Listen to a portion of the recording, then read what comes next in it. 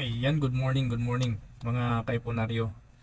Yan yung ating quote for the day. Sabi dito, sometimes your worst enemy is your own memory. Let it go.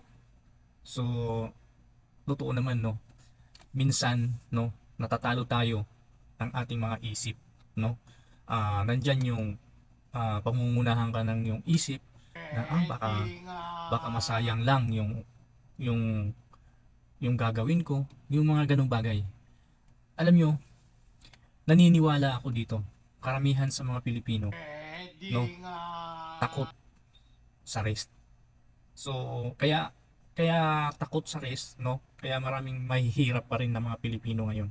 Dahil yun ang palaging iniisip, yung rest. Sa totoo lang, lahat naman may rest. Kahit ka sa pagtulog may rest. Kahit ka kumakain ka may rest. Okay? Pero hindi natatakot 20 to 40 years abroad, no? Hindi nakapaghanda para sa retirement, no? Una, pinili ang gumasta. Barkada, kain doon, kain dito, bili doon, bili dito. Sabay sa mga uso, no? Ang ending, walang ipon. Ano ang naipon? Ganun kakapal na resibo. So, sayang, no, kabayan. Sinasabi ko, palagi kong pinapaalala, inuulit-ulit sa mga video ko na aralin natin yung financial literacy. Kasi yan yung mga tinuturo namin, no, na kahit sana magtabi ka, no, ng pakunti-kunti basta continue yan, no, parang binayaran mo muna yung sarili mo. Be yourself first, kasi ikaw ang naghahanap buhay, ikaw ang nagtatrabaho, ikaw ang nagpapakahirap.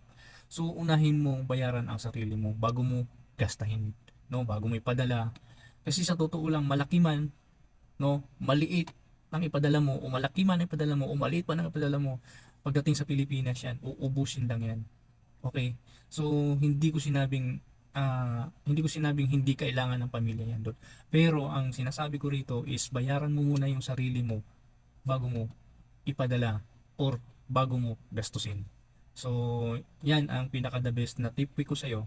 So, ngayon, sasabihin mo sa akin, Tony, paano ba yan? Paano ba ang pag-uumpisa? Ganun sana yung mga tanong mo. Pero natatakot ka pa rin hanggang ngayon kasi nauunahan ka ng yung memory.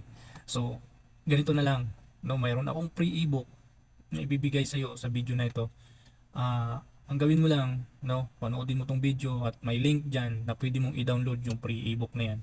No, libre yan. Walang bayad yan. So, download mo na, no? Ilalagay ko yung link sa video na to.